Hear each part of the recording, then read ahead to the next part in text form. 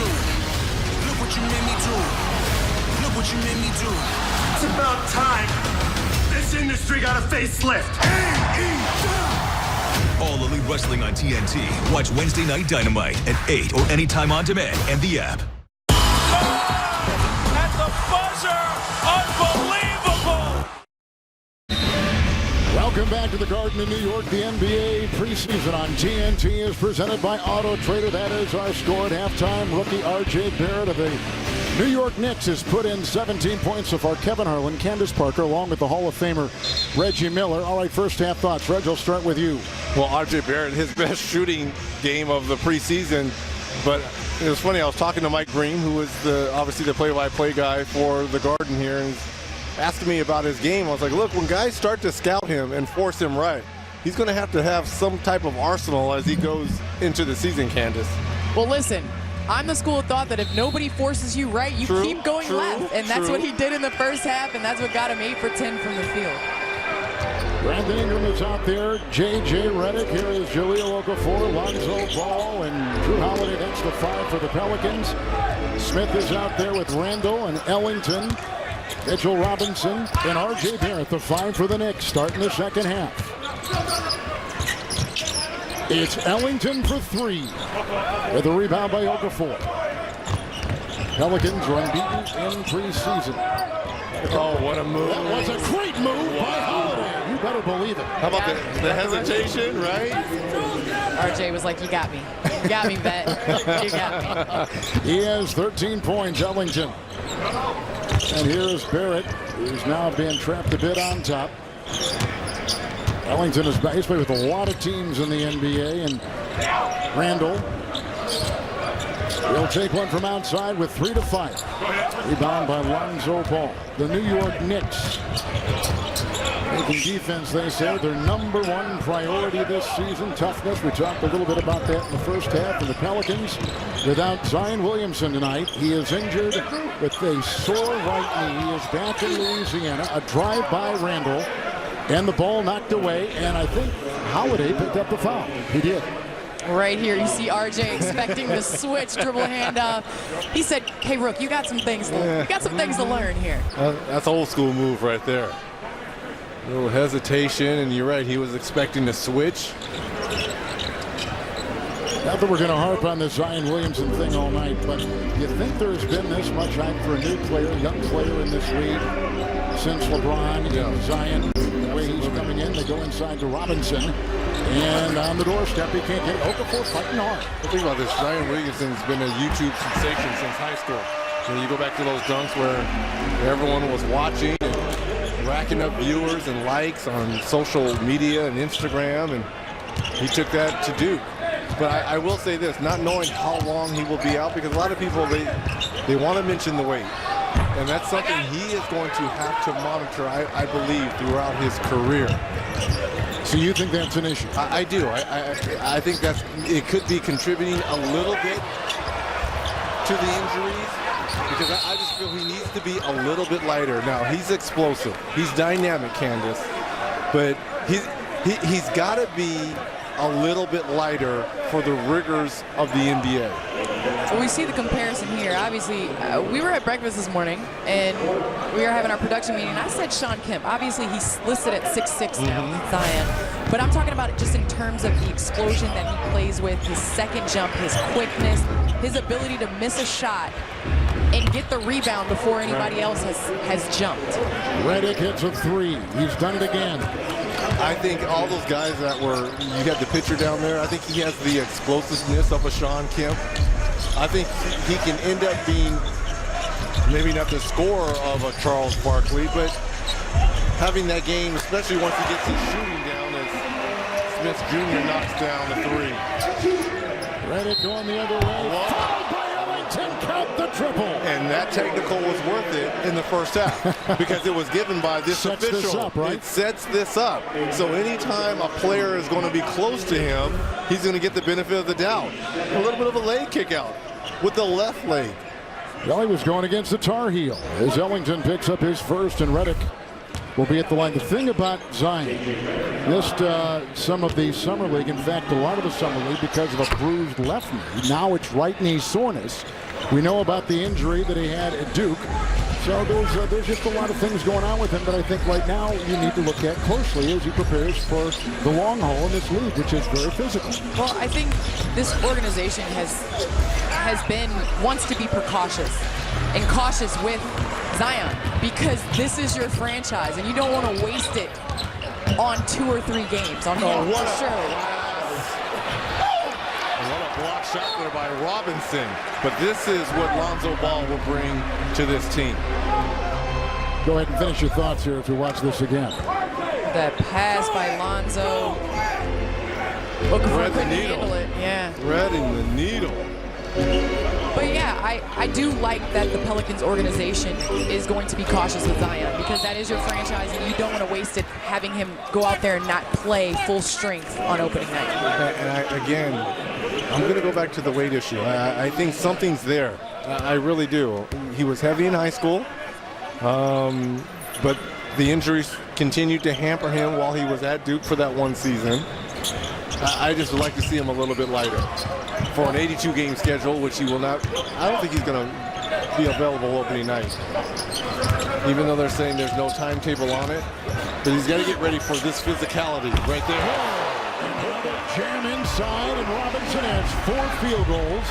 They've all been dunks on the doorstep. Well, for TNT's sake, I hope he is available opening night. Be nice, right? It would be. Everyone wants to see him play. And he's had a terrific, by the way, nice rejection inside by Robinson. And it's 4-on-2, Ellington with a 3. He went in the cylinder. We'll have to see the replay on that when we come back. We'll step aside on TNT. This junior garlic butter burger is so juicy. The butter really brings out the flavor. Well said, Peter. You're kind of buttering me up. What did you do? You're just a really good friend. Thank you so much. Yeah. Grab a $2.99 Junior Garlic Butter Bacon Burger with tots while they last. Mark is the best husband and father you could ask for. He's just a big kid. Best man at my wedding. Just gotta keep him off the dance floor.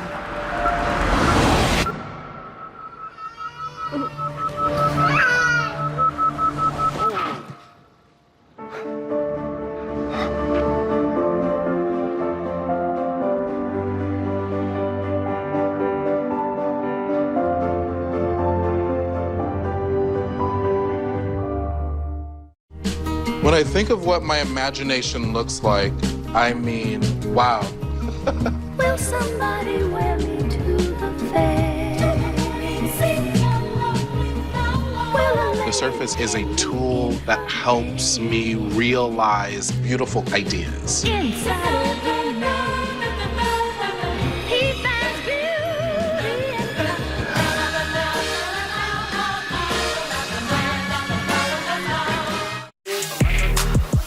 Stepping up, always take the risk. Don't just watch it. Put your phone down and do it. Drip splash like the ice on the wrist. That's a call I can't miss. Let's do. Trick or treat. Thank you. Thank you. Happy Halloween. What do you got? This is all you bring me on Halloween? It's 2 candies in 1. Gum and lollipops. John. You serious? Pleasure doing business with you. Yes. No one knows where it comes from. Why some have it and some don't. It's the fighting spirit. It consumes fear and weakness. It stands ready to fight whatever shape the battle takes. Because as long as there are battles, there will always be Marines. We switched to Tide Pure Clean because it's made with plants. We switched to Tide Pure Clean. He gets stains out of his pants. Tide Pure Clean. They don't put phosphates in. No dyes or chlorine. It's gentle on my skin. Tide Pure Clean. It has nothing to hide. It's made with plants and has the cleaning strength of Tide. The first plant-based detergent with the cleaning power of Tide. We're back at Madison Square Garden. This is Monty McCutcheon. He is the man who's in charge of the development and the training of NBA referees. He watches every game. He's joining us here courtside in the Garden. Thank you for coming in the line of fire here, because these two have been waiting all night long to question you, quiz you on what's going on in the NBA with some points of education. As Redick will put up another three. And it'll be saved by Mitchell Robinson. All right, Reg, you go ahead and tee up Monty for us. Well, as he was coming in through that timeout, a play just occurred where it was a no call. We thought it was a goaltending. Candace called it in live action that she felt that Robinson had gone through the cylinder and to get that blocked shot, which he did. But none of the officials called it that way. So here's the play again. So as you can see, Mitchell here gets underneath the basket and then has to go through the rim to block the shot. It is a violation that we missed. Those aren't ones you enjoy seeing when you get back to the locker room. Here's my point. Why could not Alvin Gentry not review that? Yeah, the coach's challenge has been set up to have a very tight window as we added as an experimental rule for this time for this year. And as such, there we see it on air. And what we want is to be able to, you can challenge a foul called against your team, a goaltend called against your team, or an out of bounds against your team. One of the problems that we have, our game is a little different than other pro sports in that we don't have end on every play. And so we have live action after the play. And so no calls are very difficult for us to fit in. We might have had 2 or 3 minutes in a different situation there of play. How do you then erase all that play to go back to that? But then wouldn't you want your officials sometimes to err on the side of caution and maybe make that call not knowing to protect themselves? Because they could have, if they would have called it right there, they easily could have reviewed it. You know, that's one of the real dangers of using technology in the sense that you don't want to practice using technology as a crutch. What you want to use it is in a way in which it assists you to get more plays called correctly, and we think that the coach's challenge gives our teams the best opportunity for that. Ingram takes it in with Okafor and Smith digging it out. So, Monty, this challenge is a one-year experimental look at how this is going to work, and what do you foreseeing it's going to feel like and look like? Yeah, because I think that's one of the real interesting things we're all excited to see is how coaches use it as a strategic. You know, some coaches may use it analytically, that it doesn't matter what time in the game, that the analytics say to do this. Others may want to save it towards the end of the game and use it appropriately there. As an experimental rule, we wanted to keep it very concise, very tight, and then expound out if it continues on in our future as an addition to our league. Good feed by Redick inside to Okafor with a foul. We're calling them points of education, not points of emphasis, but just points of education as we continue to watch this evolve. And here are some of those points. Yeah, you know, last year we had freedom of movement both on the perimeter and the post, and we noticed that we were allowing a little too much contact by offensive players once they had the freedom to get open. Push-offs, using the off arm to get open. We want to make sure our rules balance out both offensively and defensively, Kevin, to make sure that both sides of the ball get adjudicated properly. Of course, traveling is something that we really want to make sure that we get to this year and make sure that our feet and our dribbles are good. Well, you know, I'm antsy right here with the traveling because I know everybody out there is wanting to know this. James Harden. Yeah. You know, as the game has evolved, as we spoke about earlier, traveling and determining where the gather happens to determine the steps. How have players kind of, in a way, evolved into almost tricking the referee because you don't know when the gather occurs? All right, we're going to continue the traveling conversation because Candace is not going to let this die. We're back to the Garden after this. What are you doing? What are you doing? What are you doing? What are you doing? What are you doing? Oh, it's your thing. Do what you want to do. This would be awkward if you were sharing these nachos with anyone but yourself. Nachos are now a meal with your choice of double the seasoned beef or slow-cooked shredded chicken plus a medium drink. The $5 Grande Nachos Box, only at Taco Bell. Another foodie trip. Who even cares? 211 people. Thanks, Captain Obvious. Don't hate like their trip. Book yours with Hotels.com and get rewarded basically everywhere. That fish is done, Carol. Hotels.com. Be there, do that, get rewarded. There's something out there for you and me. And the American road is calling. So what's it gonna be? Hey, it's an amazing day. Traveling our own highway. No matter where it leads us, we can smile. 'Cause it's meaning in the miles.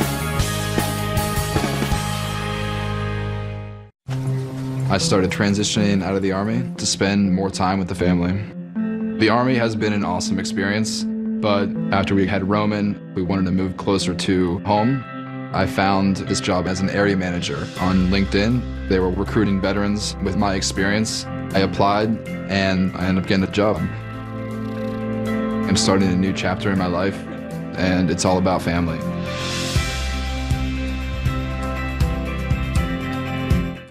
Why put another app on your phone? 50% off at Dave & Buster's when you download our app, that's why. Plus, charge your game card, so no waiting. Activate games and more. The funnest app and 50% off games, only at Dave & Buster's.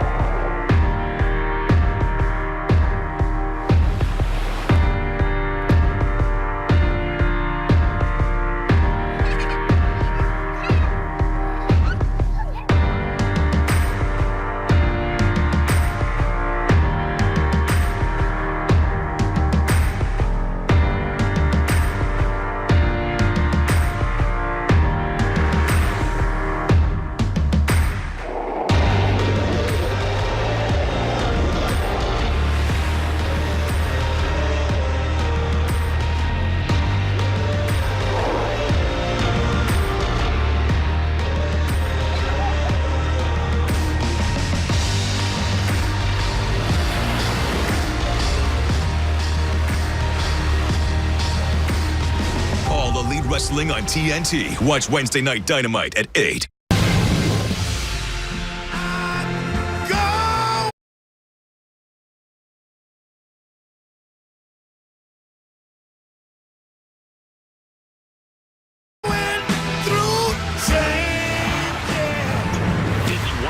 It's going to be a fun season.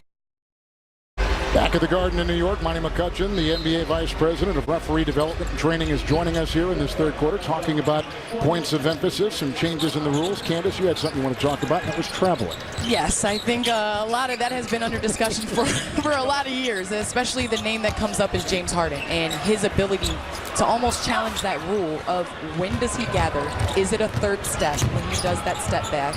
And what are your thoughts on that? Well, you know, it's interesting. The way the game has evolved, innovation by our best players is always the way the game has moved forward. And we have innovators in our game right now. Speaking of traveling, and right we have there. one right on point. And so we see here. Look at that. We have shuffle. Yeah. Well, in Italy, that works. There. In Italy, that would work. We're trying to make sure it doesn't work here in the future. But, you know, it's interesting because we were all taught growing up that 2 steps was towards the basket. And you would gather and go to the basket, but nowhere in our rule book does it state that. And so I think that the innovators of our game who come along, they're the ones who figure some of these things out, and we have to catch up with it. We had the Euro step years ago that was an innovation to our game that came in from our international players, and we now know that that's a normal part of our game. We're starting to see, you mentioned James, but we have quite a few players, Luka and CJ McCollum and Damian Lillard, Paul George and Trae Young. And how about Damian Lillard, the game winner in Game 6 last versus year. OKC. That's right. And so what we recognized is that it fit within our rules. The big key is, where does the gather take place? The gather is where you can control the ball enough to pass it or shoot it. For some people, that may mean cradling it, like Manu Ginobili used to cradle it. For others with big hands, it may mean picking the ball up like Julius Erving was capable of doing. Often it's bringing that second hand to the ball. Once that gather takes place, the count of 2 steps begins from that point. Sideways, backwards, forwards, and that's the